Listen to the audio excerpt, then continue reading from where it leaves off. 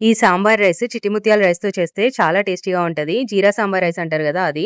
ఈ కప్పుతో చిట్టి ముత్యాల రైస్ తీసుకొని కడిగి ఒక గంట సేపు నానబెట్టాను. ఒక కుక్కర్ తీసుకొని ఇందులో నానబెట్టిన చిట్టి ముత్యాల రైస్ ఒక కప్పు, అదే కప్పుతో ఒక కప్పు కడిగిన కందిపప్పు యాడ్ చేశాను. ఒక కప్పుకు 3 కప్పుల వాటర్ చొప్పున 6 కప్పులు యాడ్ చేశాను. ఇందులోనే కొంచెం పసుపు వేసి కలిపాను. పెద్ద గోలీ సైజ్ చింతపండు నానబెట్టుకుంటున్నా. మరీ ఎక్కువగా వేస్తే బావుండదు. మీడియం ఫ్లేమ్‌లో 3 విజిల్లు పెడితే పప్పు అన్నం ఇలా మెత్తగా అయింది. దీన్ని మెదిపి మూత పెట్టి పక్కకు పెట్టుకుంటున్నా.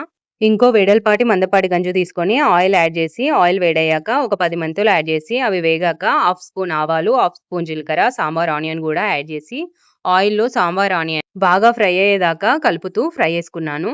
సాంబార్‌లో అయినా, సాంబార్ రైస్‌లో అయినా సాంబార్ ఆనియన్ వేస్తే టేస్ట్ చాలా బావుంటది. సాంబార్ ఆనియన్ మంచిగా ఆయిల్‌లో ఫ్రై అయినాయి. తర్వాత కొంచెం కరివేపాకు వేసి ఇది గూడా వేయించుకున్నాను. కొంచెం ఇంగువ యాడ్ చేశాను. ఇది గూడా ఆయిల్‌లో ఫ్రై అయ్యేలా మంచిగా కలిపి పావు స్పూన్ పసుపు యాడ్ చేసి, పసుపు ఆయిల్‌లో ఫ్రై అయ్యి పచ్చివాసన పోయాక ఒక 2 పచ్చిమిర్చి చీలికలు ఇందులో యాడ్ చేశా. ఒక పెద్ద సైజు టమాటోని ముక్కలుగా తరుక్కొని ఇందులో యాడ్ చేసి, ఇవి మంచిగా మగ్గనివ్వాలి టమాటోని.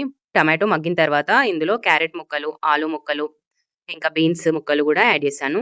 ఇక్కడ మీరు పచ్చి బఠానీ, నానబెట్టిన బొబ్బర్లు, నానబెట్టిన శనగలు, నానబెట్టిన పల్లీలు గూడా యాడ్ చేసుకోవచ్చు. ఇప్పుడు ఒక స్పూన్ కారం యాడ్ చేస్తున్నా. మొత్తం సాంబార్ రైస్‌కి సరిపడా ఉప్పు గూడా ఇక్కడే యాడ్ చేశా. సారీ ఆ క్లిప్ మిస్ అయింది.